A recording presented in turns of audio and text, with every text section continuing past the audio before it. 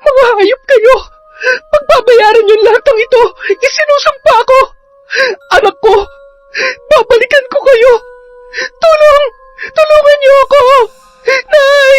Tay! Tandaan mo ito, may araw ka rin. Akala mo palalampasin namin ang kalokohang ginawa mo. Nagkamali ka ng kinanti, Paulo.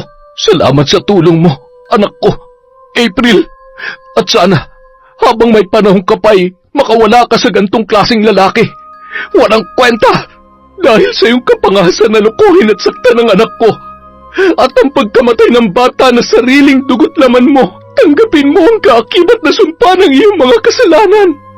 Mas nanaisin mo pang mamatay kaysa mabuhay sa takot at sakit na ikakabit ko sa iyo.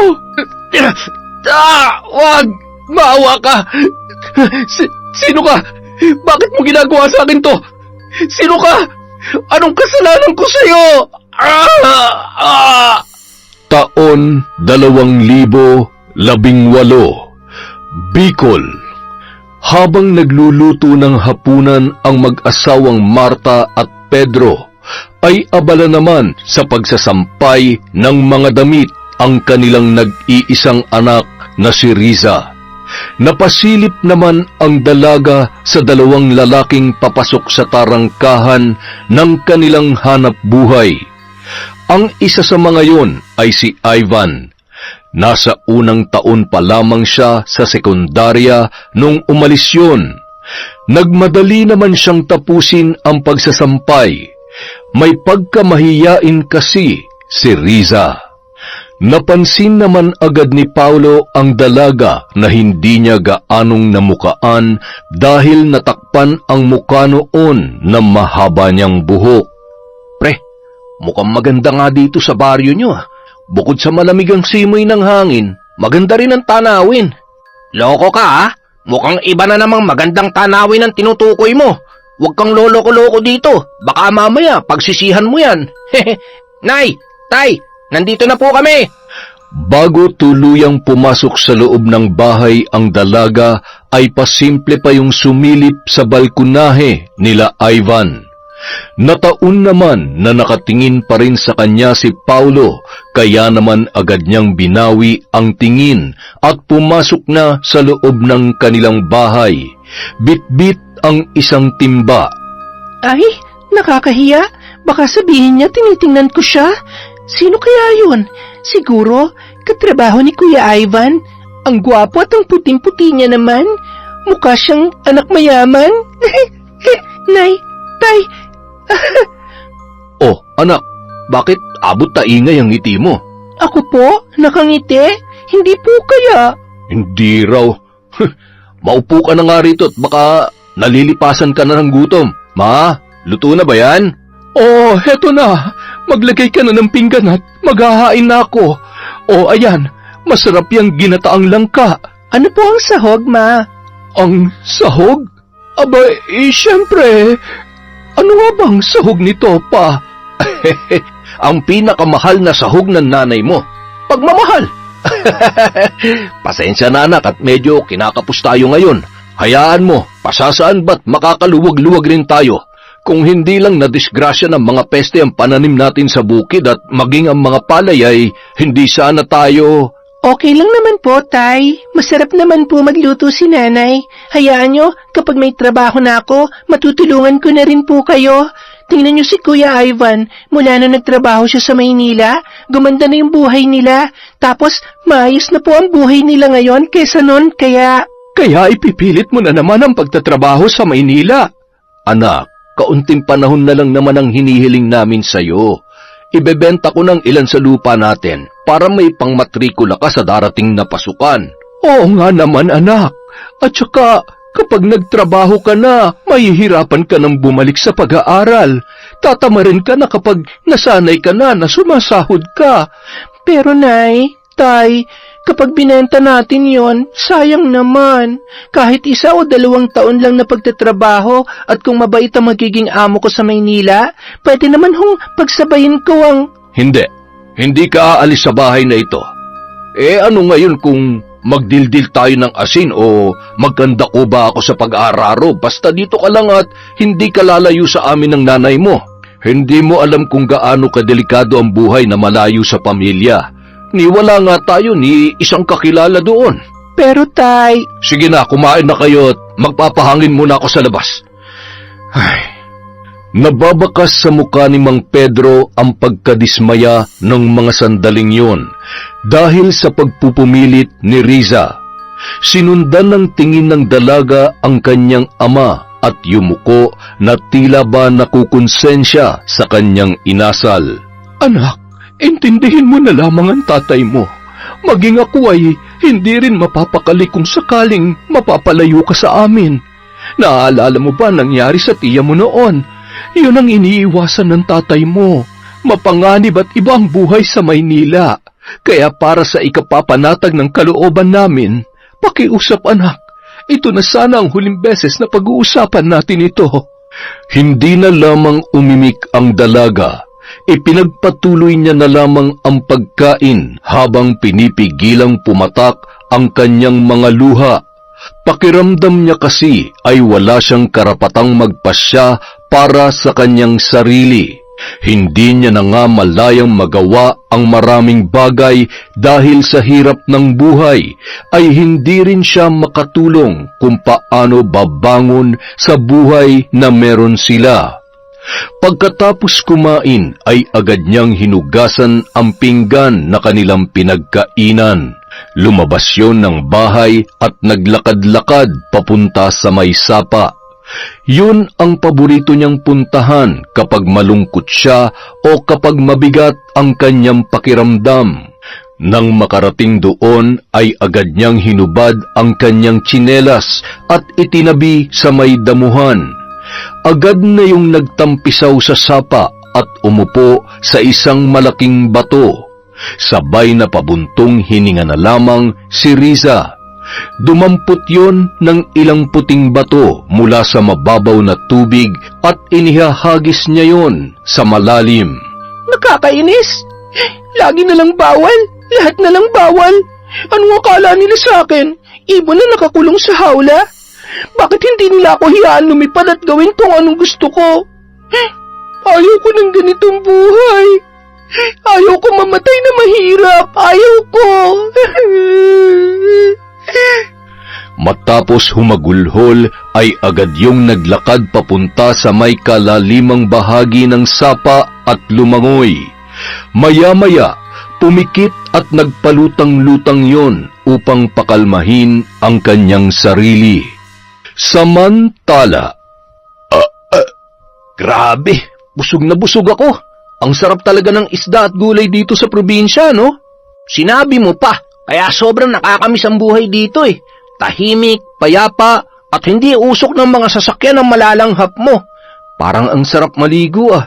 Wala bang malapit na paliguan dito? Ilog, sapa, o kaya dagat? Meron. Teka lang, sa malapit-lapit muna tayo ha. Sa mga karatig lugar ay merong ilog at medyo malayo-layo ang dagat. Pero huwag ka mag-alala pre, pupuntahan natin lahat yan. Ayos, salamat pre. Pero pre, parang kahit hindi na. Basta ipakilala mo na lamang ako dun sa kapitbahay mong dalaga. Yung nakita natin kanina.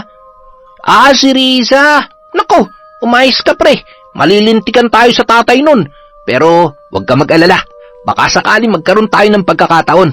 O siya, magpalit ka na ng panligo at nang makapunta na tayo sa sapa. Agad namang nagpalit ng shorts na panligo ang dalawang lalaki. Hinubad na nila ang pantaas na damit at sinabit sa may sampayan. Masayang nagkukwentuhan ng dalawa habang naglalakad at manghang-mangha naman si Paulo sa ganda ng lugar. Natanaw pa ni Mang Pedro ang dalawang binata na dumaan, ngunit pinagsawalang bahala niya lamang yon. Pumasok na yun sa kusina at saka kumain habang nakikipagkwentuhan sa kanyang asawang si Marta.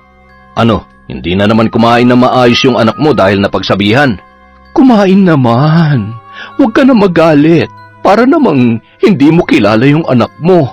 Kahit pa anong kagustuhan niya ay tayo at tayo pa rin naman ang susundin niya. Hayaan mo muna. Siguro ay nakatulog na sa kwarto niya yon. Napagod din ata sa paglalaban ng mga damit natin. Sige na, kumain ka na't sisilipin ko muna ang anak mo, ha? Nang puntahan ni Aling Marta ang kwarto ng kanilang anak na si Riza, nagtaka siya dahil wala doon ang dalaga.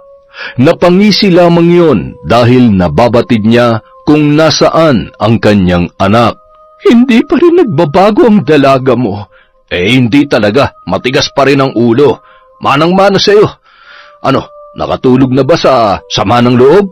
Hindi. Wala siya sa kwarto niya. Alam mo naman kapag tinutopak yun ay biglang tinatawag ng sapa. Mukhang nakikipag-usap na naman sa mga talangka. Anong sabi mo? Sa sapa ba ka mo? O ba't kanina'y may mga lalaking papunta roon? Sandali nga't susunduin ko. Pa, dalaga na ang anak mo. Hayaan mo namang makakilala ng gwapo. Tumigil ka, Marta. Masyado pang bata ang anak natin. Mahirap na. Iba ng takbo ng mga kalalakihan ngayon. Masyado ng mga mapusok at... Ay, takpan mo na nga lang muna yung kinakain ko. Ay, sus Mariosep ka, Pedro. Saksakan naman ang pagiging seloso mo. Noon ako ang binabakuran mo. Ngayon naman ang anak mo. Ay... Sa kabilang banda, hanep, napakaganda dito, pre. Teka, nakikita mo bang nakikita ko? Nga? Ano ba yun? Pre, may nalulunod! Agad na tumakbo si Paulo palangoy sa dako kung saan nakatihaya at nagpapalutang-lutang si Riza. Agad niyang binuhat yon at nataranta naman ang dalaga. Bitiwan mo nga ako! Ibaba mo ako! Ano pa? Aray, sorry miss. Akala ko kasi nalulunod ka eh. Nalulunod? Hindi mo ba nakikita? Buhay ako't humihinga pa. Pasensya ka na, Risa. Sadyang maalalahanin lang talaga ang kaibigan ko, kaya... Hoy, anong ginagawa niyo sa anak ko, ha? Gusto niyo bang pagtatagain ko kayo? Anong ginawa sa'yo ng mokong na yan, Risa? Ano? Manong, tinulungan ko lang naman po ang anak ninyo. Wala naman po kaming... Tay, wag na po kayo magalit. Tara na ho, umuwi na tayo. Wag na wag kayo magtatangkal lumapit sa anak ko. Kung hindi, makakatikim kayo sa akin. Mang Pedro, sandali lang po. Ano? Gusto mo talaga matikman ang bagong hasa kong... Hindi po. Kumalma ho kayo. Hindi niyo na po ba ako natatandaan? Si Ivan po to. Ivan? Ikaw nga. Hindi na kita halos nakilala. Tara na, anak. Tay, nakakahiya naman po sa... Wala akong pakialam kung sinong Poncio Pilato pa ang mga yon. Umiwas ka na lamang at hindi natin alam ang likaw ng bituka ng mga yan. Hindi mo ba nakita kung paano katitigan ng mga yon? Palingon-lingon pang naglakad si Riza habang hawak ng kanyang ama ang kanyang braso. Nang makalayo ang mag-ama ay napakamot ulo na lamang, sabay nagtawanan sina Ivan at Paulo. Ang loko mo, pre. Masyado ka naman kasing nataranta. Paanong di ako matataranta kung ganong kaganda yung nakikita kong nalulunod? Sayang nga eh. Akala ko pa naman magagamit ko na yung natutunan ko sa pag-CPR. Style mo, bulok. Pero, pwera biro pre. Ang ganda talaga niya. Maganda kung sa maganda, pero pre, nakita mo naman kung gaano katapang si Mang Pedro, hindi ba? Kaya kung ano man yan naglalaro sa utak mo, sinasabi ko sa'yo, kalmahan mo pre, dahil maliban sa katapangan ni Mang Pedro, ang nanay ni Riza ay anak ng kilalang mambabarang dito sa baryo namin. Kaya sabi ni tatay, siguradong ipinasa daw kay Aling Marta ang pagiging kampon ng dilim. Ano ka ba naman pre? Huwag ka nagpapapaniwala sa ganyan. Dito lang naman sa probinsya na uuso ang mga ganyan. Halika na, iligo na lang natin to. Bago tayo bumalik sa Maynila, sisiguruhin ko magkakausap ulit kami ni Riza at makukuha ko rin ang loob ng tatay niya. Pre, yung makausap siya, medyo posible pa. Pero yung makuha ang loob ng tatay niya, naku, para ka naghihintay ng milagro. Grabe ka naman, pre. Lahat na dadaan sa diskarte. Patutunayan ko sa iyo yan. Oy siya, oo na lang. Basta wag na wag kang gagawa ng kalokohan at bagay na ikapapahamak mo sa huli, ha? Kawawa naman na naiwan mo nobya sa Maynila. Meron nga ba? Parang sa tagal na natin magkasama, puro forma. Wala ka naman, pinapakilalang girlfriend dun. Ayun, ibig sabihin lang, wala talaga. Hindi ako ganun kaswerte sa babae, pre. Baka nga hindi ko pa nahahanap ang para sa akin eh. At sana, dito ko sa probinsya nyo matagpuan ang babaeng hinahanap ko. Malay mo, si Riza na pala talagang para sa akin. Ang lakas ng tama mo, pre! Makalipas ang mahigit isang linggo, mahigpit namang pinagbawalan ni Mang Pedro ang kanyang anak na huwag maglalalabas ng bahay at umiwas sa bisita nila Ivan na si Paulo. Ngunit hindi mapigilan ni Riza na humanga sa lalaki, lalo na't hindi niya makalimutan ang maamong mukha noon at magandang pangangatawan. Kaya naman kapag umaalis ang kanyang ina at ama ay nakikipagkita siya sa binata at kung minsan ay pinatatambay niya pa sa loob ng kanilang bahay. Hanggang isang araw, "O anak, ngayong linggo ay madalas kaming gagabihin ng nanay mo sa bukid ha? Ikaw nang bahala dito sa bahay. At yung bilin ko sa'yo ha, huwag ka muna maglalalabas. Sa linggo na lamang at nang masamahan ka ng nanay mo. Bagong palit ang baterya ng radyo, magpatugtog ka na lamang para hindi ka mainip." Pwede naman ho akong sumama sa inyo para makatulong ako. Huwag na't maraming trabahador doon, baka may manligaw pa sa'yo. Pumirmi ka na lamang dito sa loob ng bahay. Napakainit pati, masisira lamang yung kutis mo. Paano naman ako? Hindi ka ba naaawa sa kutis ko? At isa pa, sige ka, baka may manligaw sa akin doon. Sino naman ang manliligaw sa'yo doon? Ano, mga engkanto? Ay nako, napakasama mo talaga sa akin. Kapag ako nainis, outside ko lang buka. Biro lang naman. Wala maglalakas loob na manligaw sa'yo, ma. Aba, takot lang nila. Kung gusto nila ng sakit ng katawan, talaga namang pagbibigyan ko sila. Mabuti naman at nagkakaliwanagan tayo. O siya anak, aalis na kami ha? Kumain ka na lamang dyan. Huwag kang magpapalipas ng gutom. Sige po, Nay, Tay, mag-iingat po kayo. Isara mo ng maayos itong pinto, ha? Opo. Pagkalabas ng mag-asawa, isinara at itinali pa ni Mang Pedro ng maayos ang kanilang tarangkahan. Ganun ang nakagawian nila kapag iniiwan mag-isa ang dalaga. Palinga-linga pa yun sa paligid at sumilip sa kanilang kapitbahay. Mukhang nakaalis na yata si Ivan at yung mokong na umaali-aligid sa anak natin ah. Pa, hindi kaya nasusobrahan naman na ang pagprotekta natin kay Riza?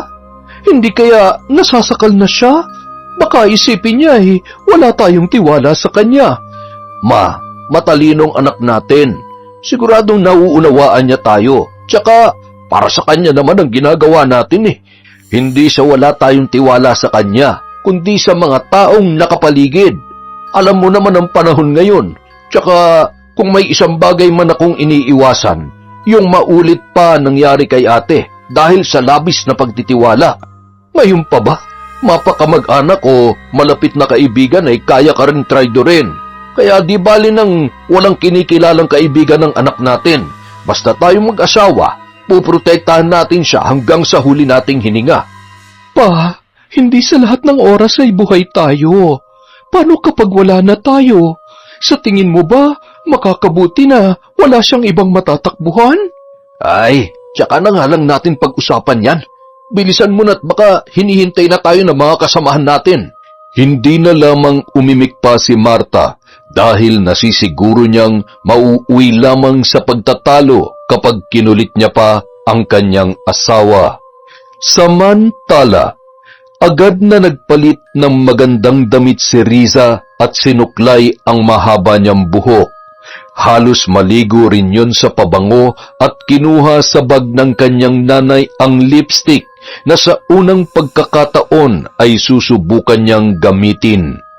Tuwang-tuwa pa siya habang pinagmamasdan yun at agad na nilagyan ang kanyang maninipis na labi. Bagamat hindi sanay na gumagamit ay aksidente niyang naputol yun. Ay, hala! Anong gagawin ko dito? Siguradong pagagalitan ako ni nanay. Ano ba naman yan? Maigi pa itago ko na lang to. Dito, siguro naman hindi na to makikita ni nanay. Pagkatapos maitago ang putol na lipstick, ay muli yung humarap sa salamin at masayang pinagmasdan ang kanyang sarili. Napakaganda ko naman. Siguradong matutuwa si Paolo. Sabi niya, mas lalo akong gaganda kapag nag-ayos ako. Hindi nagtagal, narinig niya na ang malakas na kalabog na animoy tumalon sa kanilang bakod. Aray, napasama yata ang talon ko ah. Ay, wala na bang mas mahirap pa sa ginagawa kong to? Ay, di bali, mukhang sa wakas ay makakatsyempo na rin ako ngayong araw. Paolo, nandyan ka na pala. Ayos ka lang ba? Ayos lang ako. Medyo napasama lang ang talon ko. Wala eh. Hindi natin pwedeng tanggalin ang tali at baka makahalata ang tatay mo. Mapapagalitan ka pa. Oo nga. Halika, pumasok ka. Gusto mo ba magkape? Mamaya na. Humarap ka nga muna sa akin. Wow! Ang ganda-ganda mo naman, Riza. Siguro kapag bumalik na ako sa Maynila, marami na akong kaagaw sa'yo. Ha? Paano naman eh, hindi naman ako lumalabas ng bahay. At saka, ikaw lang naman ang gusto ko. Ikaw lang naman ang manliligaw ko at... Sandali. Ipagtitimpla muna kita ng... Riza, nandito ako para malaman kung pareho tayo ng nararamdaman. Ngayon ko lang naramdaman to. Sa tingin ko, mahal na kita. Mahal mo rin ba ako? Paolo, ano kasi... Ano? Kung sakaling hindi mo ako mahal, mas mabuti pa sigurong magpaalam na ako. Lalo lamang ako mahihirapan na kalimutan ka. Hindi naman sa ganoon. Natatakot lang ako kasi hindi pa naman kita gaanong kilala. Hindi ba dapat kilalanin muna natin ang isa't isa bago tayo pumasok sa pakikipagrelasyon? Wala ka bang tiwala sa akin? Riza, totoong nararamdaman ko para sa'yo. Kaya kong patunayan yan. Kaya kitang pakasalan at bibigyan kita ng magandang buhay. Buhay na hindi katulad nito. Nakakulong at hindi ka malayang gawin kung anong gusto mo. Maniwala ka sa akin, Riza. Ang pag-uusap ng dalawa ay nauwi sa isang pangyayari na magpapabago sa buhay ni Riza. Ipinagkatiwala niya kay Paolo ang kanyang sarili, bagay na labis namang ikinatuwa ng binata. Huwag mo akong lolokohin, ha? Hindi ko alam ang gagawin ko kapag... Hindi mo alam kung gaano mo ako pinasaya sa araw na ito, Riza. Salamat sa pagtitiwala mo. Huwag ka nang umiyak. Hindi naman kita lolokohin. Kahit magkalayo tayo, palagi pa rin ako maglalaan ng oras para sa'yo. Tatawagan kita palagi, ha? Sabi mo yan, ha? At saka, huwag ka maghahanap ng iba doon. Lagi ka mag-iingat. Hintayin mo lang ako, ha? Babalik ako rito. Pinapangako ko yan. Maniwala ka sa akin. Buong araw na magkasama ang dalawa. Pagsapit ng 4:00 ay pinauwi na ni Riza si Paolo. Maliban sa magliligpit pa siya ay kinakailangan niyang ayusin ang kanyang sarili upang hindi makahalata ang kanyang mga magulang. Mahigpit na niyakap ni Paolo ang dalaga bago tuluyang lumabas ng bahay at muling tumalon sa may katamtamang taas ng bakod. Samantala, nakakunot noon namang palakad-lakad si Ivan at nakahawak sa kanyang baba, habang nag-iisip kung saan pumunta ang kanyang kaibigang si Paolo. Huy! Anong iniisip mo, ha? Oh, buti naman nandito ka na. Saan ka ba nanggaling? Kanina pa kita hinihintay ah. Akala ko naman nagkandaligaw-ligaw ka na. At bakit ganyan kaganda ang ngiti mo, ha? Pre, nagawa ko. Nagawa mong ano? Nakuha ko na si Riza. Sabi ko naman sa iyo eh. Ano? Gago mo, pre. Hindi ka talaga nakinig sa akin. Naku, patay tayo dyan. Akala mo nagbibiro ako? Kapag nalaman ni Mang Pedro ang tungkol sa inyo, pre, magtago ka na sa pinanggalingan mo. Ay, wag mo ka akong tinatakot. Tsaka, paalis naman na tayo. Paano niya ako hahanapin sa Maynila, ha? Ay, hindi mo ako naiintindihan eh. Isa pa, kawawa naman yung tao. Batang-bata pa si Riza. Paano kung... Ay, ayusin mo na nga yung mga gamit mo. Ako namumroblema sa mga pinaggagawa mo eh. Ano akala mo sa mga dalagang magaganda dito? Putahe na gusto mo lang tikman? Pambira naman talaga oh. Mukhang nagsisisi na ako na isinama kita dito eh. Pagkalipas ng 2 buwan. Ang sakit ng sikmura ko. nahihilo ko at... Ano bang nangyayari sa'yo, anak? May lagnat ka ba? Ilang araw ka nang nagkakaganyan. Gusto mo bang magpatingin sa doktor? Tawasin kaya kita at baka napaglaruan ka na naman ng engkanto sa sapa. Hindi na ho. Okay lang po ako, Nay. Baka kailangan ko lang pong magpahinga at matulog. Sigurado ka ba? Tumango na lamang ang dalaga at agad na pumasok sa loob ng kanyang kwarto. Habang nagkakape ay malalim naman ang iniisip ni Mang Pedro, sabay na pabuntong hininga. Ay, Ma, wala ka bang napapansin na kakaiba sa anak mo? Ano na naman ba yan, Pa? Huwag mo nga akong pinapakaba. At saka, imposible naman dahil hindi naman siya lumalabas ng bahay. Oo nga, pero paano kung pinasok siya? Palagi natin siyang iniiwan na mag-isa dito. Maliban natin kung may ginagawa ng kalokohan niyang anak mo. Nagpatuloy ang pag-uusap ng mag-asawa. Sa loob naman ng kwarto ay aligaga si Riza habang tinatawagan ang numero na iniwan sa kanya ni Paulo. Mula nung umalis ang lalaki ay 3 beses niya lamang nakausap yun. At pagkatapos ng mga pagkakataong yun, ay hindi na sinasagot ng lalaki ang kanyang mga tawag at mensahe. Hindi pwede to. Kailangan niya malaman ang kalagayan ko. Kailangan kita, Paulo. Kailangan mo kaming panagutan na magiging anak natin. Habang umiiyak, pumasok ang mag-asawa sa kwarto ni Riza. Agad naman na nagpahid ng luha ang dalaga. Bakit ka umiiyak? Ano? Hindi ka na kinakausap ng tatay ng anak mo? Tay, ano pong ibig niyong sabihin? Sa edad kong to, hindi mo na ako maloloko, Riza. Anak, magsabi ka nga sa amin ng totoo. Buntis ka ba? Sinong tatay ng anak mo? Nay, Tay, sorry po. Mahal ko po siya at alam kong mahal niya rin po ako. Kaya niya naman po kaming panindigan, kaya huwag po sana kayong magagalit. Sinasabi ko na nga ba, pagkatapos ka naming ingatan, ikaw rin ang sumira sa buhay mo. Bakit ba napakatigas ng ulo mo, Riza? Gaano ka totoo na paninindigan ka ng tatay niyan, ha? Sino? Sinong tatay ng dinadala mo? Sabi mo sa akin ng totoo. Tay, huwag na po kayong magalit. Magsasabi naman po ako ng totoo. Si Paulo po. May nangyari po sa amin bago sila bumalik ng Maynila. Anak ng putya naman, Riza. Nag-iisip ka ba? Bumigay ka sa isang dayot hindi naman nating kilala? Saan ba kami nagkulang sa'yo, ha? Ano bang dahilan at nagawa mong sirain ang buhay mo? Pedro, minahon ka. Makakasama yan sa anak mo. Alam mo namang nagdadalang tao na siya. Hayaan mo na kung hindi siya panindigan ng lalaking yon. Ang importante ay nasa atin ang anak natin. Hindi po. Ang sabi niya sa akin kapag nabuntis niya ako, magsasama kami bilang isang pamilya. Kukunin niya ako at siya magbibigay ng magandang buhay sa akin. Hindi ako makakapayag na ikulong niyo ako sa loob ng bahay na to kasama ang anak ko. Iiwan mo kami ng nanay mo para lamang sa lalaking yon? Kung noon naging sunod-sunuran ako sa lahat ng gusto niyo kahit ang totoo, sakal na ako. Pinili kong sundin kayo.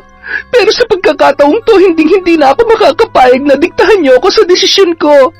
Anak ko na ang pinag-uusapan natin dito. Kaya sa ayaw at sa gusto niyo, hahanapin ko si Paulo. Hahanapin ko siya at iiwan ko na kayo. Anak, hindi ganoon kadali ang gusto mong mangyari. Sa lawak na Maynila, saan mo siya hahanapin? Paano kung pabayaan mo siya? Yan ang gusto mo? Sige, para malaman mo kung para saan lahat ng ginagawa mo. Gusto mo maging malaya? Sige, mag-empake ka na't siguruhin mo na mapapanindigan mo yung desisyon mo, Riza. Sana lang hindi mo yan pagsisihan. Pilit na pinipigilan ni Mang Pedro ang pagtulo ng kanyang luha at ang galit na maaaring mag-udyok sa kanya na mapagbuhatan ng kamay ang pinakamamahal niyang anak. Anak, nakikiusap ako. Huwag mong gagawin to.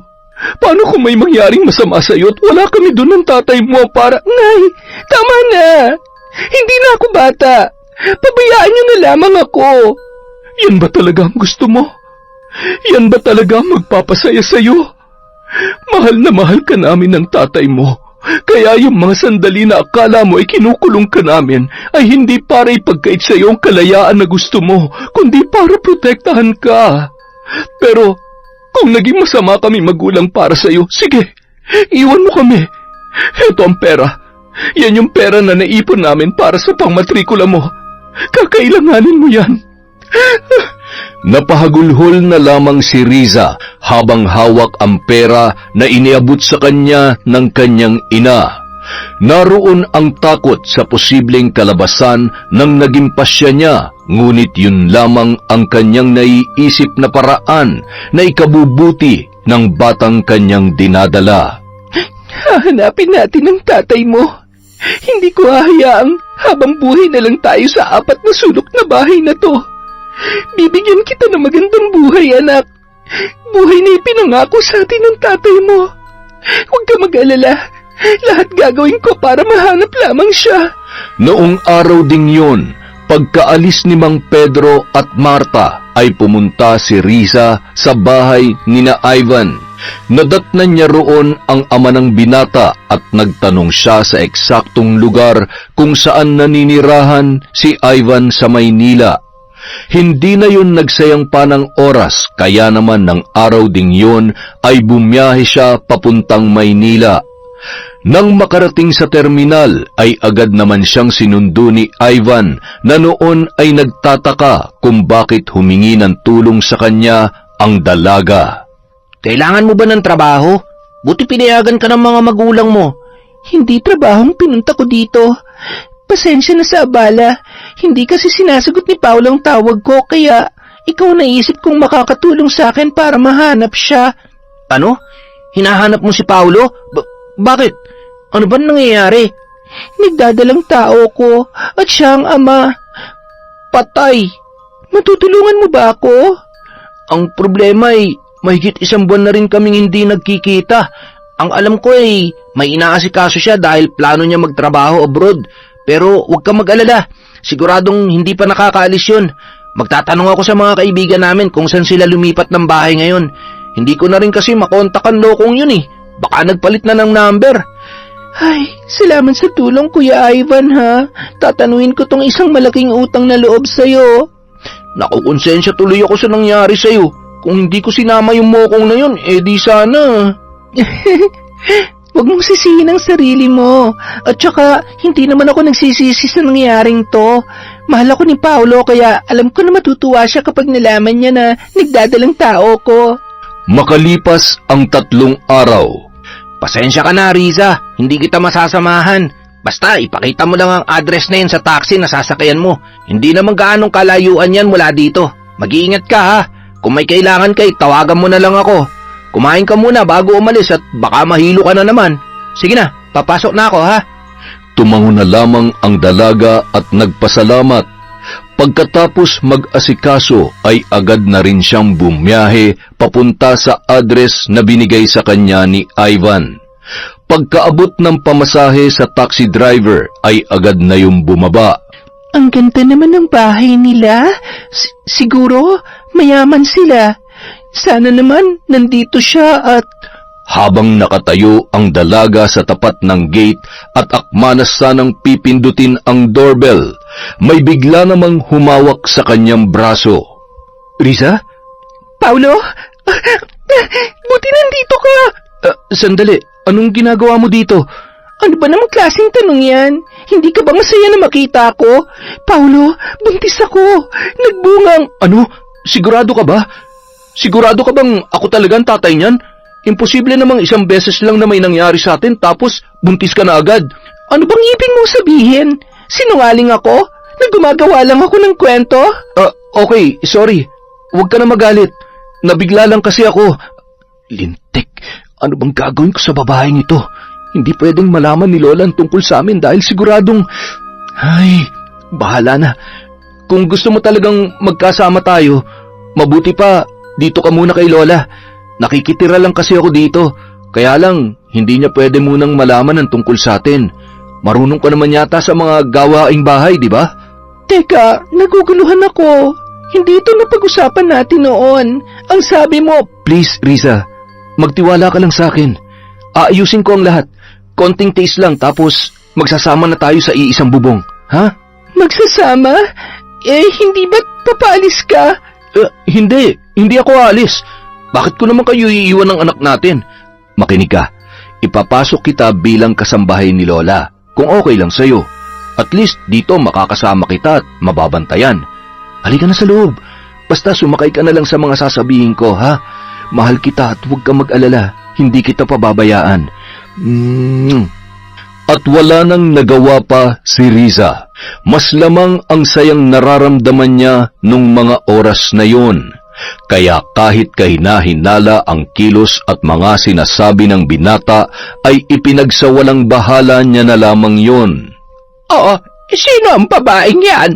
Huwag mong sabihin na... Lola, hindi po ba't naghahanap kayo ng kasambahay? Si Riza po, kababaryo ng kaibigan ko. Mabuti naman. Siya, tumuloy na kayo. Sigurado ka bang maaasahan yan sa mga gawaing bahay? Mukhang bata pa't hindi sanay sa... kaya ko naman po. Mabuti naman kung ganon. Ayaw ko kasi sa lahat ay yung tatanga-tanga at mabagal. Ilagay mo na mga gamit mo sa magiging kwarto mo. Pakilinis na lang at matagal ko nang hindi na ipapalinis yon. Siguradong maraming alikabok, ipis at daga. Bakit? Ayaw mo? Takot ka sa... Hindi ho yan, Lola. Hindi ba, Riza? Masipag ho yan at maaasahan, kaya wala kayong puproblemahin sa kanya. Agad naman na tumungo sa kwarto ang dalaga. Sunod-sunod yung napapabahin dahil sa alikabok. May mga nakatambak doon na lumang papel at mga kagamitan na pinamamahayan na ng mga anay at ipis. Anong gagawin ko? Takot ako sa mga... bahala na nga. Kaya natin to, baby. Konting tiis lang, ha? Samantala, Paulo, ano na naman bang kalokohan ito? Hindi mo na magagawa pang magsinungaling sa akin. Kilala kita. Alam kong... Ay, Lola, ang totoo niyan, hindi ko naman alam na hahantong sa ganito eh. Isang beses lang naman kasing... Tanga ka ba? Ni isang beses man yan, ang punto ay pinakialaman mo. Tarantado ka talagang bata ka. Ano na naman ang plano mo ngayon? Alam mo, konting-konti na lang, hihiwalayan ka na ng asawa mo, lintik ka. Hindi mo na nga maibigay ang pangangailangan ng 3 mong anak. Nagdagdag ka pa ng 2. La, hindi pwedeng malaman ni April to. Ayaw ko na mag-away kami. Alam niyo namang mahal na mahal ko yun. Mahal na mahal? Ewan ko sa'yo. Sige, abusuin mong kabaitan ng asawa mo. Kapag yan nagising sa katotohanan, hindi lang asawa ang mawawala sa'yo, pati mga anak mo lintik ka. Hanggang ngayon ay ako pa rin ang sumasalo sa mga kalokohan mo. Ewan ko sa'yo, Paulo. Lumayas ka na at baka hindi ako makapagtimpi sa'yo. Bago umalis si Paulo ay pinuntahan muna niya si Riza na abala sa paglilinis. Hindi nakatiis ang lalaki kaya tinulungan niya na yon. Sige na, umalis ka na. Baka makita ka pa ng lola mo at mapagalitan pa ako. Umalis si Lola. Mamamalengke raw muna siya kaya tutulungan na kita para hindi ka gaano mapagod. Siyempre, pagkatapos nito, kailangan may premyo ko. Ikaw talaga hanggang ngayon hindi ka pa rin nagbabago. Siyempre. Halos 1 linggo nang natutulog sa bahay ni Lola Doring si Paulo. Nawiwili pa kasi yon sa presensya ni Riza na noon ay magta3 buwan pa lamang ang tiyan. Hindi yon ang unang beses na nambabae siya, kaya tila ba normal na lamang sa kanya ang sitwasyon na yon. Isang araw. Riza! Ano ba? Hindi ka pa bababangon dyan? Aba! Lola, lintik kang babae ka! Napakalandi mo! Hindi ka nandito para landiin ang apo ko! Hindi mo nga magawa ng tama ang pinag-uutos ko pero nagawa mong lumandi ng todo! Ambisyosa ka! Tama na po! Nasasaktan po ako! Wala akong pakialam! Talagang masasaktan ka sa akin kaya alamin mo ang lugar mo sa pamamahay ko! Naiintindihan mo? Ha? Opo, aray ko! Bitawan niyo na po ang buhok ko! Maglinis at magluto ka na! Bilis! At ikaw, Paulo, lumayas ka nga muna sa bahay na ito. Naaasiwa ako sa mga pinaggagawa mo. Papatol ka na rin lang naman sa katulong pa. Humahagulhol na tumungo sa kusina si Riza. Halos araw-araw sinasaktan siya ng matandang babae. Nahihirapan kasi siya lalo na sa paggamit ng mga appliances na hindi naman pamilyar para sa kanya. Kung minsan naman kahit mababaw na dahilan ay binubulyawan siya ng matanda. Maliban doon, tinitipid siya sa pagkain at ang ipinapaulam sa kanya ay ang mga tira-tirang nasa ref na hindi man lamang ipinapainit, kaya naman madalas ay nag-aalburuto ang kanyang tiyan at nagsusuka. Tinitiis niya ang lahat ng yon dahil umaasa at naniniwala si Riza sa mga matatamis na salita at pagmamanipula ni Paulo sa kanya. Samantala, lubos namang nagtataka si April sa ikinikilos ng kanyang asawa. Ramdam niya na may kalokohan yung ginagawa. Sa 8 taon nilang pagsasama ay hindi na bago yon para sa kanya. Oh, kumusta? Mga anak, may bisita tayo. Magmano kayo? Mukhang napapadalas ang pag-uwi mo ng maaga. Literal na inuumaga ng uwi. May araw na oh. Ibang klase ka talaga, no? Sana kung gaano ka nagdadagdag ng babae taon-taon, nadadagdagan din ng pera na inaabot mo sa akin para may pampakain ako sa 3 nating anak. Okay lang naman babae ka. Sanay naman na ako. Hindi naman ako magkakasakit kung sakali man. Ang akin lang, sana unahin mong obligasyon mo sa mga anak mo kahit wag mo na akong isipin dahil tanggap ko naman na yon. Ay, ang dami mo namang sinasabi. Wala akong ginagawang masama. Doon ako natutulog kay Lola dahil masama ang pakiramdam niya. Alam mo naman, mag-isa lang yun sa bahay. Mga anak, gutom na ba kayo? Sandali lang ha. Magluluto lang muna ng almusal si tatay. Sinungaling. Malalaman ko rin kung sino yung bagong kinalolokohan mo. At kapag nagkataon, pagbubuhulin ko kayo. Gago. Akala mo mapapaniwala mo ako? Humanda ka sa akin. Kinabukasan. Riza! Riza! Tingnan mo nga ito! Bakit hindi na gumagana ang rice cooker ko? Anong ginawa mo dito? Alam mo bang ang mahal-mahal ng pagkakabili ko dito? Ilang beses ko bang sasabihin sa'yo na punasan mo na maayos? Napakabobo mo! Wisit ka talaga! Wala ka nang ginawa kundi sirain ang mga gamit ko. Wala ka nang sasahurin sa akin dahil kung tutuusin, kulang na kulang pang sahod mo na pambayad sa mga sinira mo. Aray ko, tama na ho. Nasasaktan ho ako. Hindi ko naman ho sinira yan. At talagang tumatanggi ka pa. Punong-puno na ako sa'yo. Isang-isa na lang, Riza. Palalayasin na kita. Wala kang kwenta. Huwag po. Huwag niyo po akong palisin. Parang awa niyo na po. Okay lang ho kahit wala ho akong sahod. Basta hayaan niyo lang po akong tumira dito. Kinagabihan. Oh, bakit ang dami mong pasa? Sinaktan ka na naman ba ni Lola? Ay, huwag mo nang intindihin yun. Mawawala din naman yan. Okay lang ako, Paulo. Alam mo naman na handa ako magtiis. Sabi mo naman kapag medyo malaki na ang tiyan ko ay uupa na tayo ng sarili nating bahay, hindi ba? Ay, yan nga rin ang pinoproblema ko eh. Dahil wala akong sapat na pera para... Ganun ba? Kung wala talaga, ayos lang naman. Kaya lang, paano kapag manganganak na ako? Iniisip ko rin na mahihirapan ako magtrabaho kapag malaki na ang tiyan ko. Ayaw mo bang bumalik sa probinsya? Habang nagtatrabaho ko dito, padadalhan na lang kita. Tapos, bibisitahin kita doon kahit 2 beses sa isang buwan. Okay na ako dito. Bahala na. Ayaw ko munang bumalik sa amin. Siguradong masama pa rin ang loob nila sa akin. Gusto ko rin patunayan sa kanila na hindi ako nagkamali ng desisyon na piliin ka. Matapos sabihin yon, mahigpit na yumakap si Riza kay Paulo. Nakaramdam naman ng konting awa ang lalaki para sa babae, ngunit hindi siya maaaring magpatalo sa kanyang konsensya sa mga oras na yon. Kinuha niya ang mga tabletas sa kanyang bulsa at iniabot niya yon kay Riza. Anong mga to? Inumin mo yan para maging mas malusog ang batang nasa sinapupunan mo. Salamat. Salamat sa pagmamahal at pag-aalaga mo sa amin ni baby, ha? Mahal na mahal ka namin. Kinabukasan, maaga pa ay ginising na siya ni Lola During. Magsisimba kasi yon sa Quiapo. Siguraduhin mong maayos ang lahat dito pagdating ko.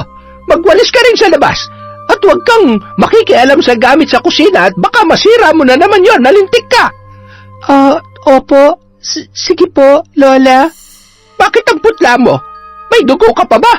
Ay, siya, aalis na nga ako. Pagkaalis ng matanda ay napaupo sa sala si Riza at pinapakiramdaman ang kanyang sarili. Ano ba nangyayari sa akin? Bakit, ang sakit ng puson ko at nangihina ako.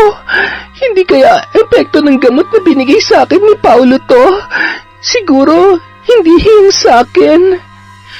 Kahit masama ang pakiramdam, ay nagpumilit pa rin yung magwalis sa labas ng bahay hanggang sa tumindi ang sakit na kanyang nararamdaman. Ang sakit! Tulong! Ang baby ko! Bakit ako tinudugo? Tulong!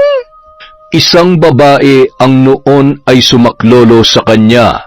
Hindi naman ganun kalala ang pagdurugo, ngunit sinamahan pa rin siya noon sa malapit na klinik. Doon ay nalaman nila na ang gamot na pinainom sa kanya ay pampalaglag ng bata.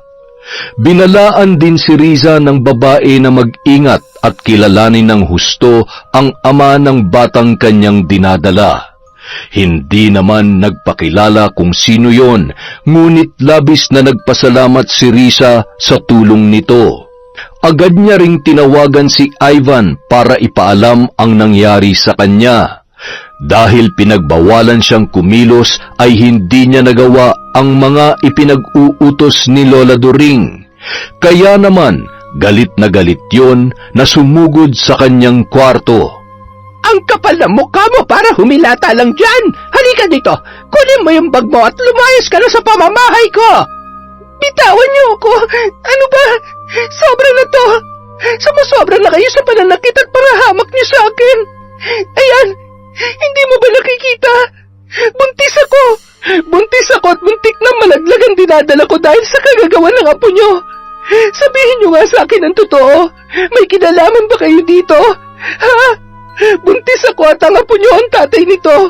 Apo niyo rin ang batang nasa sinapupunan ko. Kaya magsabi kayo ng totoo.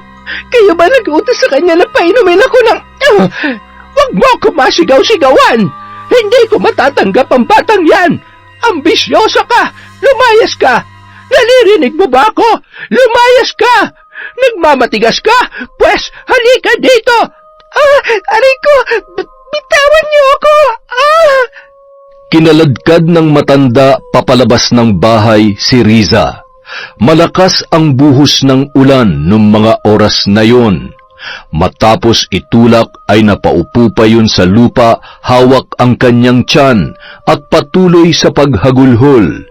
Hindi pa yun nakontento, itinapon pa sa may bandang tiyan ang bag ni Riza dahilan para mamilipit yun sa sakit. Humalakhak pa ang matanda bago isinara ang kanilang pintuan. Bahala ka dyan! Mamatay ka sana sa lamig! Ang kapal ng mukha mo! Nakakagigil ka! Habang humahagulhol si Riza ay naramdaman niya ang malakas na bulwak ng dugo sa kanyang puwerta na animoy may kasama ng laman. Sa pagkakataong yun ay nababatid niya na tuluyan nang nawala ang bata sa kanyang sinapupunan. Mga hayop kayo! Pagbabayaran yung lahat ng ito! Isinusumpa ko! Anak ko! Babalikan ko kayo! Tulong! Tulungan niyo ako! Nay! Tay! Yun ang huling nasambit ni Riza bago siya nawalan ng malay. Maya-maya, nagmamadali namang bumaba ng taxi si Ivan Nakita niya ang nakahandusay na si Riza sa lupa. Mababakas ang dugo sa bestida nito na umagos hanggang sa kanyang paa. Riza! Riza, gumising ka! Isinugod ni Ivan si Riza sa ospital. Nang magising ang dalaga ay hawak ni Ivan ang kanyang kamay, habang nakatango ay nakatulog na sa tagiliran ng kanyang higaan. Nang igalaw niya ang kanyang kamay ay agad namang nagising ang binata. Hindi pa siya tuluyang makapagsalita habang sinasariwa sa isip kung ano ang mga nangyari. Magpakatatag ka. Hinihintay ka pa ng mga magulang mo, Riza. Huwag ka mag-alala. Magiging maayos din ang lahat. Kung alam ko lang na ganitong sasapitin mo, hindi ko na sana hinayaan pa na magkita kayo ni Paolo. Patawarin mo ko. Napakasinungaling niya. Hayop siya.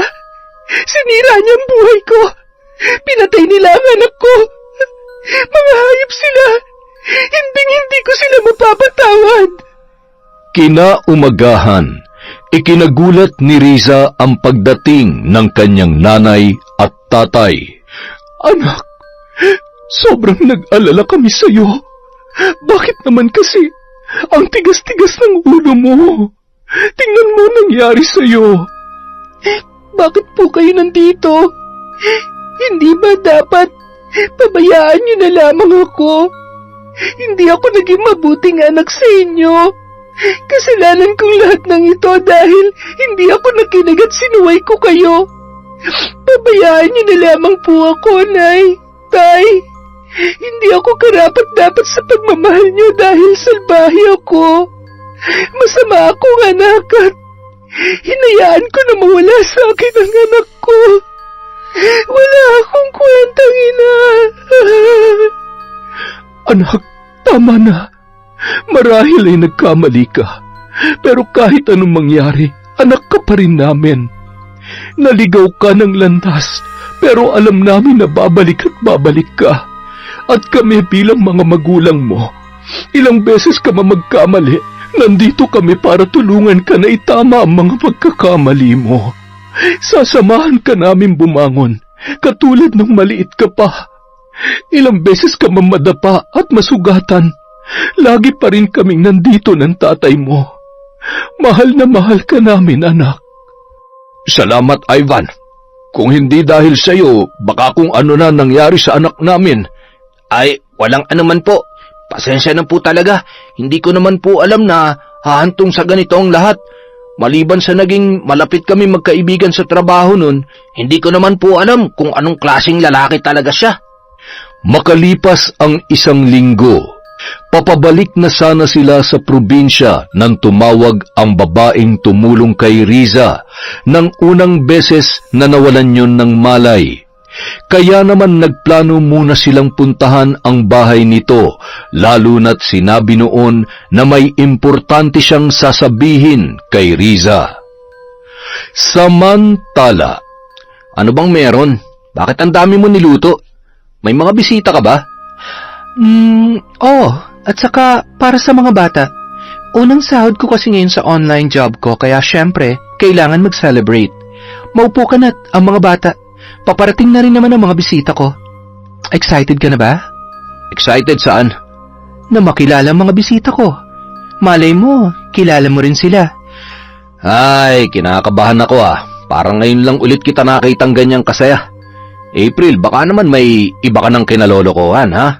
Nagpapakatino na ako. Kaya wag na wag kong malalaman na may lalaki ka. Ako? May lalaki? Seryoso ka ba? Pasensya na. Hindi ako katulad mong makati at manloloko. Mga anak, halina kayo dito, kakain na tayo. ilang sandali pa, pinagbuksan ni April ang kanyang mga bisita at agad na iginiya papunta sa kusina. Halos hindi makakilos sa kinaupuan si Paulo nang makita ang mga pamilyar na muka sa kanyang harapan habang ipinakikilala siya ni April bilang kanyang asawa. Nagmano naman ang mga bata sa mga bisita at maayos na bumalik sa kani-kanilang upuan. Mga anak, dun muna kayo sa kwarto nyo. Sandali lang to, may pag-uusapan lang kami, ha? Agad namang nagtakbuhan ang mga bata papunta sa kanilang silid. Pipi ata ang asawa mo, Iha, at mahihain ah. Tingnan mo. Sira ulo ka. Tila blanko ang isip ni Riza nung mga oras na yun. Napatuloy lamang sa pagbuhos ng luha ang kanyang mga mata. Gusto niya na lamang matunaw sa kanyang kinatatayuan nang malaman ang sikreto ni Paulo. Naninikip ang kanyang dibdib habang nakakuyom ang palad at nagtatakbo yun sa labas na agad namang sinundan ni na Ivan at Aling Marta. Tandaan mo to, may araw ka rin. Akala mo palalampasin namin ang kalokohang ginawa mo. Nagkamali ka ng kinunti, Paulo. Salamat sa tulong mo sa anak ko, April. At sana habang may panahon ka pa, makawala ka na sa ganitong klaseng lalaki. Walang kwenta. Dinuro pa yun ni Mang Pedro bago tuluyang umalis. Paano mo nagawa sa akin to? Ha? Asawa mo ko? Bakit? Hindi ka naman naging mabuting asawa at lalong hindi ka naging mabuting ama. Nagagalit ka? Pues mas kinakasuklamang kita. Ang tagal ko nang hinihintay ang pagkakataong ito. Ang isampal sa iyong bunga ng pagtataksil, kasinungalingan at pagiging irresponsable mo. Ngayon din, tinatapos ko na ang ugnayan natin. Sa papel na lamang tayo kasal. At darating ang araw, makakawala rin ako sa kasal natin. Makakaalis ka na. Naririnig mo ako? Lumayas ka na at magsama kayo ng lola mo. Pagod na akong umiyak at magmakaawa na magbago ka. Tama na. Kaya ko nang buhayin ang mga anak ko. Sawang-sawa na ako sa iyo. Makalipas ang 1 linggo mula nang makabalik sa probinsya si Riza. Parang dinudurog ang puso ko kapag nakikita kong nagkakaganyan ang anak natin. Namimiss ko na ang mga halakhak niya pa. Pasasan ba't makakaganti rin tayo? Pagsisisihan ng lalaking yon at pagbabayarin ko siya sa lahat ng kanyang ginawa. Kinagabihan, nakatulog na si Riza habang hinihimas ng ina ang kanyang buhok at sinusuklayan. Pinunasan niya ang nagngingilid na luha noon. Hindi pa rin nila yon nakakausap ng maayos. Madalas ay nakatulala at umiiyak lamang habang hawak ang kanyang tiyan.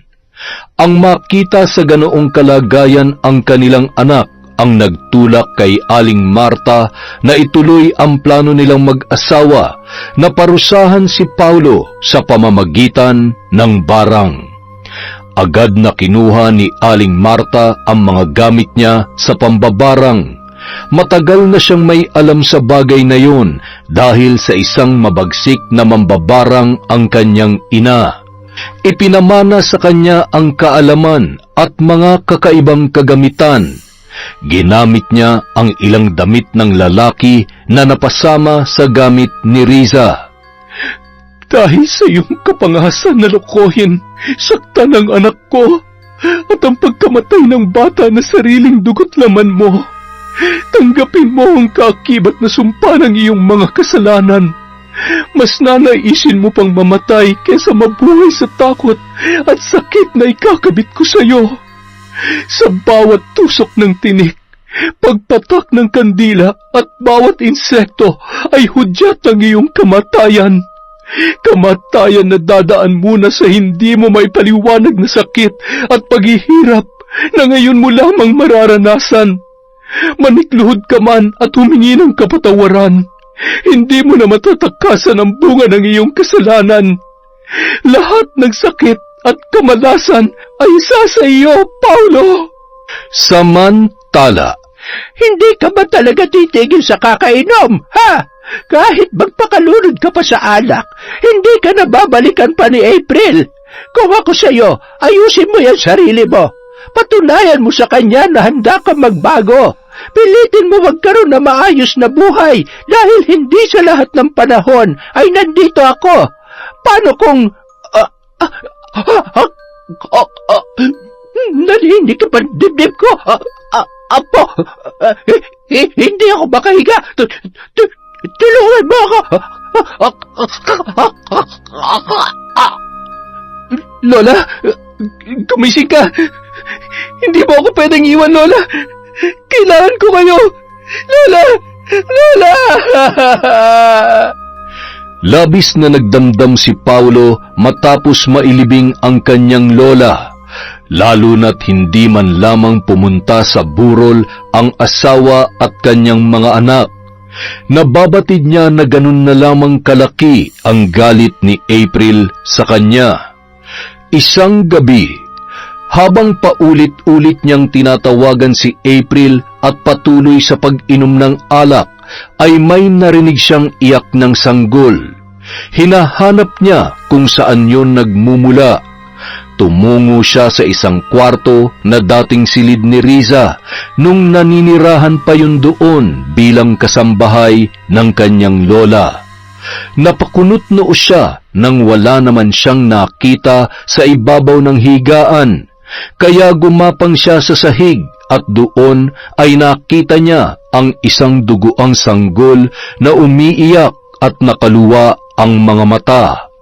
Hindi niya magawang kumilos sa kanyang pwesto dahil sa matinding takot, lalo na nang gumapang yon papalapit sa kanyang muka. Hanggang sa pinagkakalmot siya noon, ramdam niya ang pagbaon ng kuko sa kanyang leeg habang sinasakal siya hanggang sa tuluyan na siyang malagutan ng hininga. Napabalikwas si Paulo sa sofa na kanyang hinihigaan. Ano bang klaseng panaginip yon? Akala ko natuluyan na ako. Tumayo ang lalaki at humarap sa salamin. Nakita niya ang dugo na tumutulo mula sa kanyang mata at leeg. Kasabay noon ay ang pagkirot na nararamdaman niya na para bang may kung anong tumutusok sa kanyang laman.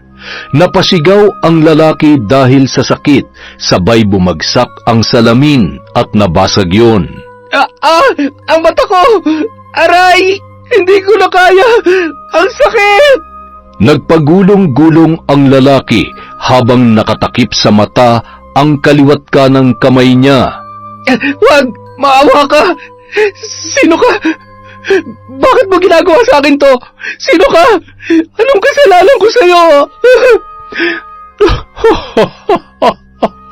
Ano? Kaya pa ba? Bakit ka ba nagtataka sa nangyayari sa'yo? Sa dami at laki ng mga atraso mo sa babaeng niloko mo, saan ka kumukuha ng lakas ng loob na magmaang-maangan? Dapat naman talagang mabulag ka para hindi na makakita ng bagong biktima. Ngayon, maigi pa'y maranasan mo ang hirap ng pagbubuntis. Bago ka man lamang mamatay, matutunan mo kung gaano kahirap magdala ng sanggol sa sinapupunan. Kaya wala kang karapatan na magtanim ng bata sa bawat babaeng iyong matitipuhan. At yang ipinagmamalaki mong armas, dapat dyan ay hinahati sa dalawa, gamit ang bubog na ito, at itatahi gamit ang matibay na patpat ng sako.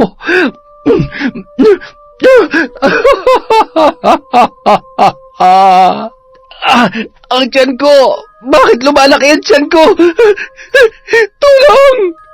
Napakaingay mo. Mukhang kailangan ko munang tahiin yung bunganga mo. Naririnig din ako sa'yo. Oh, ayan. Ayos ba? Eh di nanahimik ka na ngayon. Ang ingay-ingay mo kasi. Wala mang nakikita ay ramdam na ramdam ni Paulo ang pagbabago ng kanyang katawan. Napahiyaw yun nang maramdaman niya ang pagtilamsik ng dugo sa kanyang ari na animoy hinati. Halos mapatiran siya ng hininga nang maramdaman niya ang pagbaon ng malaking karayom at sinulid sa kanyang laman, hanggang sa tuluyan na yung mawalan ng malay. Kinaumagahan, nagising si Paulo na masakit ang ulo. Nagkalat ang dugo sa sahig, kaya nababatid niyang totoo ang laman ng kanyang panaginip. Bakit nakakakita na ulit ako? Ano ba talaga nangyayari sa akin? Nababaliw na ba ako? Pero hindi. Sigurado ako sa nangyari kagabi. Ay, panaginip lang ba talaga yun? Bahala na nga. Sa tuwing sumasapit ang gabi, nanunumbalik ang sakit na kanyang nararamdaman. Hindi siya makakita at makapagsalita. Hanggang sa isang umaga, araw ng Biyernes, nagising siya na punong-puno ng pasa ang kanyang mga braso at muka. Ang paa niya ay nangingitim na tila ba nabubulok at may tumutubong kung ano-ano na madalas ay dumadapo sa kahoy na nabubulok. Hinimas niya ang kanyang tiyan at ramdam niya ang kirot noon. Kapag kanyang nadidiinan ay nabubulabog ang laman na animoy may mga mahahaba at matatalas na galamay. Napahagulhol si Paulo nang maalala niya ang sinabi ni Ivan tungkol sa mambabarang. Noon niya napagtanto na posibleng totoo nga yun. Sobra na. Hindi ko na kaya. Hirap na ako. Patayin mo na lamang ako kaysa pahirapan mo ko ng ganito. Patayin mo na lamang ako. Alam ko malaking kasalanan ko kung sino ka man. Patawarin niyo ako. Pakiusap. Wala naman ng saysay ang buhay ko. Iniwan na ako ng asawa at anak ko. Wala na ang lola ko. Wala na akong trabaho. Ano pa bang hinihintay mo? Patayin mo na lamang ako. Napahawak si Paulo sa kanyang tiyan na animoy humihilab. Pakiramdam niya ay mapapatiran na siya ng hininga sa sobrang lakas ng mga puwersa ng mga naggagalawang insekto sa loob noon.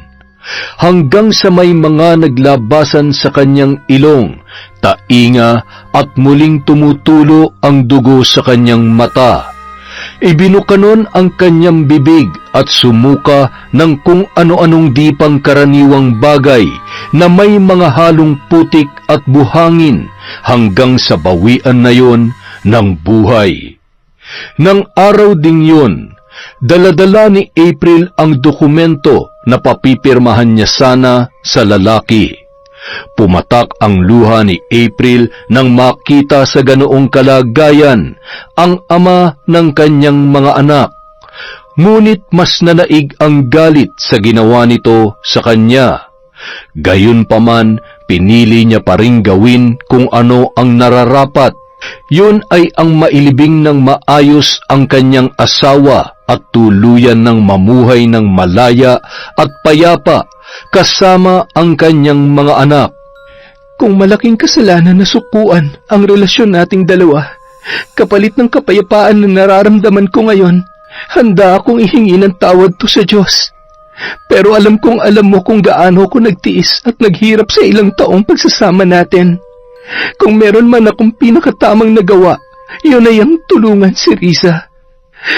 Sana mahanap mo ang kapayapaan sa pangalawang buhay. Sa kabilang banda, Nay, Tay, nagugutom po ako. Salamat sa Diyos at nagsasalita na ulit ang anak ko. Ay, sandali lamang anak. Maghahain lamang si tatay, ha? Anak, tumawag pala si Ivan. Ang sabi niya ay uuwi daw siya sa susunod na buwan. Kinukumusta ka niya? Magpalakas ka na raw at tutulungan ka niya magkaroon ng maayos na trabaho.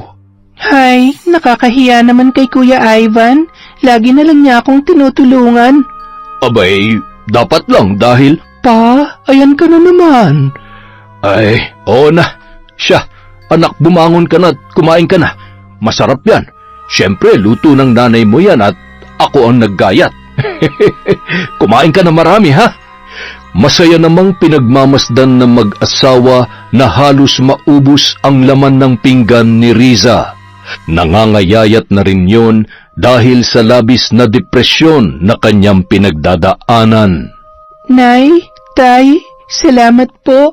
Sa kabila ng mga kasalanan ko sa inyo, hindi nyo pa rin ako pinababayaan. Akala ko hindi nyo na ako matatanggap kaya kahit nahihirapan na ako sa pananakit ng lola ni Paulo ay hindi ko naisipang bumalik na lamang dito. Hindi ko rin ipinaalam agad kay Kuya Ivan dahil ayaw ko na rin siyang maistorbo. Ewan ko ba, hindi ko alam kung dapat ko bang sisihin ang sarili ko. Nakasalanan ko rin kung bakit nawala yung baby ko. Napapagod na akong sisihin ang sarili ko at magalit ng paulit-ulit. Huwag mong sisihin ang sarili mo. Sino ba namang ina ang hindi gugustuhin na mabigyan ng buong pamilya ang anak niya? Kaya naiintindihan ka namin. Masyado ka pa kasing bata kaya natakot kami ng tatay mo. Huwag ka nang mag-isip dahil naturuan ko na ng leksyon ang lokong yon. Nabigyan ko na ng hustisya ang pagkawala ng apo ko. Ano pong ibig niyong sabihin, Nay? Alam kong mali, anak. Pero alam mo na hindi ko kayang makita kang nasasaktan at nahihirapan. Binarang niyo po ba siya? Nay, hindi po ba delikado yon? Nawalan na ho ako ng anak. Paano kung isa naman sa inyo ni tatay ang mapahamak? Wala kang dapat ipag-alala. Alam ko ang ginagawa ko. Isang malaking kasalanan na maaari kong pagbayaran pagdating ng panahong itinakda. Ngunit hindi ako natatakot. Ikaw ang buhay ko. Kaya ilang beses ko mang kailanganin makianib sa itim na kapangyarihan. Basta para sa iyo, anak. Walang-wala akong pagsisisihan. Kaya tumahan ka na. Nakatulog ng muli si Risa sa kakaiyak at pag-aalala. Ano ba naman kasi at sinabi mo pa yun sa anak mo? Nadulas lamang ako. Hindi ko naman alam na ganyan na magiging epekto sa kanya. Ay, manang-mana talaga sa'yo ang anak mo. Pala desisyon at hindi man lamang iniisip ang kahihinatnan ng parang ikaw din naman. Ako pa talaga tong sinisi mo? Paligo ka na nga at sumasakit ang ulo ko dyan sa... Napakabaho ng kilikili mo. Ang laki-laki na ng tawas na binili ko sa iyo ay hindi mo man lamang naisipang igudgod dyan sa kilikili mo. Masyado ka namang maselan. Kapag ako nakaligo, hindi ka makakatikim ng halik at yapos sa akin. Ako pang tinakot mo? Aba, sino ba itong hindi makatulog ng walang... Ito na! Maliligo na nga eh. Oh, yan. Dalhin mo yan. Ano to? Hindi ba't pangkuskus ito ng kaldero? Ay, oo. Kailangan mo na yan at tingnan mo yung leg mo. Ay, Diyos ko. Kay bango-bango mo nung pinata ka. Ngayon nagkaedad na tayo, pati pagligo ay pahirapan na. Kapag naubos ang pasensya ko, ako maghihilod niyang libag mo. Ewan ko na lang kung hindi sumama pati laman. Ay, nasa na kaya yung lipstick ko? Ilang buwan ko nang hinahanap ay hindi ko pa rin makita. Kailangan ko na yatang bumili ng bago. Abat, 50 pesos din yun sa bangketa. Sa paglipas ng ilang buwan ay patuloy pa rin kinukumusta ni April ang kalagayan ni Risa hanggang sa tuluyan na ring nanumbalik sa dati ang sigla ng dalaga. Lalo na nang umuwi si Ivan at may nakakausap yun. Nakita na mag-asawa kung paano napapasaya at inaalagaan ng binata ang kanilang anak. Pa, sa tingin mo maliban sa kapitbahay at kaibigan, posible kayang tama ang kutob ko sa dalawang yan? Tingnan mo naman ang mga ngiti at titigan. Hindi ba't ganyan mo rin akong titigan noon? Ay, ano ka ba naman? Kaya lang naman kita tinititigan noon dahil hindi ko masabi sa'yo na na may muta ka. Siyempre, baka magalit ka sa akin. Ano ka ba? Puro kakalokohan. Talagang mababalian ka ng buto. Talaga naman lagi mo na lamang pinapainit ang ulo ko, ha? Bakit nga kaya? Abay, nagtaka ka pa. Malamang sa malamang, nagme-menopause ka na. Bakit parang masayang-masaya ka? Hoy, huwag kang magkakamaling gumawa ng kalokohan, Pedro. Baka nakakalimutan mo kung anong kaya kong gawin sa'yo at sa magiging babae mo. Bakit? Sinasabi ko bang mambababae ako? Ay, Diyos ko. Akala mo ba hindi ko alam ang pinaggagawa mo sa mga babaeng umaali-aligid sa akin noon? Mabuti na lang at alam mo at hindi ako magdadalawang isip na gawin ng paulit-ulit ang pambabarang para lamang magtanda ang mga... Ikuha mo nga ako ng tubig. Samahan mo ng konting bilis. Dali! Matapos magkwentuhan sina Riza at Ivan, agad na nilapitan ng mag-asawa si Ivan habang may inaasikaso ang kanilang anak sa kusina. Alam mo, iho, napakalaking bagay yung pag-uwi mo. Masaya na ulit si Riza at mukhang ikaw din naman. Alam mo, hindi ka naman na bata. Gayon din ang dalaga namin. Ay, ang dami pang paligoy-ligoy. Ako na nga lang ang kakausap dito kay Ivan. Ako na, masyado ka naman. Di sige, ikaw na. Pero Ivan, isang tanong, isang sagot. May plano ka bang ligawan ng anak ko, ha? Ay, mali naman yan tanong mo. Tumabi ka nga dyan. Ivan, iho, mahal ko ho ang anak ninyo, pero wag po kayo mag-alala. Alam ko po na hindi pa itong tamang panahon. Handa naman po ako maghintay at gusto ko rin munang maabot niya mga pangarap niya. Mas bata po siya kaysa sa akin at ayaw kong maging hadlang para maabot niya mga pangarap niya. Naniniwala naman po ako na kung kami talagang para sa isa't isa, mismong tadhana na po ang gagawa ng paraan. ay, pinapaiyak mo naman ako, iho. Basta ako, sobra akong natutuwa sa kabaitan mo sa anak ko. Payakap nga, anak. Ang bango-bango naman lang. Ay, sus Mariosep, hindi mo ba narinig ang sinabi niya? Si Riza ang gusto niya, hindi ikaw. Dito ka lang sa akin yumampas at kahit maghapon ay hindi ako magrereklamo. Ang sweet niyo naman po pala. Basta wag po kayo mag-alala. Hindi ko na po hahayaang mangyari pa sa kanya ang mga nangyari noon. Gusto kong mapalitan ng masayang alaala ang lahat. At sana kapag sinabi ko na sa kanyang nararamdaman ko, matanggap niya po ako. Hayaan mo, tutulungan ka namin. Basta wag mo lamang siyang sasaktan dahil sinasabi ko sa iyo, kung itong tatay niya ay kayang managa, ako naman ay... Alam ko ho yun, pero hindi naman ho ako tatakbo sa inyo. Alam ko naman ho ang tama at mali. Kung meron man po akong nagawang kasalanan, yun ay nagdala ko ng isang tao na naging dahilan kung bakit. Mabuti pa'y kalimutan na lang natin yan. Alam mo, may mga naging pagkukulang rin naman kami. Nasobrahan kami sa higpit, kaya ayan, hindi na natin maibabalik ang panahon at ang mga nangyari. Kaya tama lang na ituwid na natin ang lahat sa ngayon, habang may pagkakataon pa. Salamat ho sa suporta nyo sa akin. Pangako po, aalagaan ko ho siya katulad ng pag-aalagaan nyo sa kanya. Makalipas ang ilang taon, isang bisita ang dumating sa bahay ng mag-anak. Kasama ni April ang mga anak niya para magbakasyon sa probinsya. May kamag-anak kasi sila na malapit lamang sa lugar nila Riza, kaya naman naisipan niyang dalawin yun. Naging masaya naman ang pag-uusap ng dalawa at mababakas sa mga mukha nila ang saya sa pagkakaibigan na hindi nila inaasahan. Isang gabi ring natulog doon ang mag-iina at kinaumagahan ay umalis na rin. Nang sumunod na araw, umuwi ulit si Ivan para sunduin ang noon ay kasintahan niya ng si Riza para makapag-apply ng trabaho. Anak, mag-iingat kayo doon, ha? Ivan, ingatan mo siya. Kung pwede lang sumama ako ay ginawa ko na. Total lagi naman akong inaaway nitong Tatay Pedro ninyo. Anong ako? Ikaw nga tong lagi na lamang sinusumpong dyan eh. Pinipilit ko na nga maligo araw-araw eh, inaaway mo pa rin ako. Hay nako, kayo talaga. Mahal na mahal ko po kayo, Nay, Tay. Hayaan nyo't palagi kaming bibisita dito ni Ivan. Ivan, wag mo na masyadong patagalin.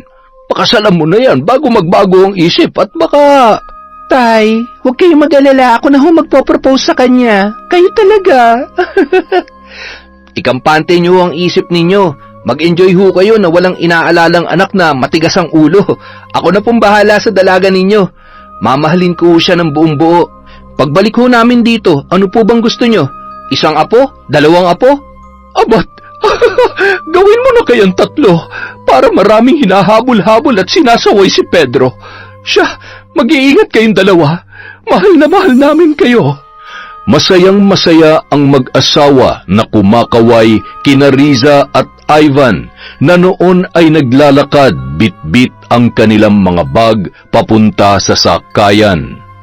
Naalala mo dati nung siguro grade 1 ka pa lang nun at grade 6 ako? ako nagtatanggol sa'yo kapag inaaway ka ng mga kaklase mo. Oo, hindi ko naman nakakalimutan yon. Kinakarga mo pa nga ako pauwi kapag wala pa si tatay para sunduin ako. Siguro, misyon mong alagaan ako habang buhay. Kaya pati sa malalaking problema, ikaw ang kasama ko. Parang ako naman ang nagbigay ng malaking problema sa'yo, kaya kapag iniisip ko yun, ewan ko ba, naiinis ako sa sarili ko?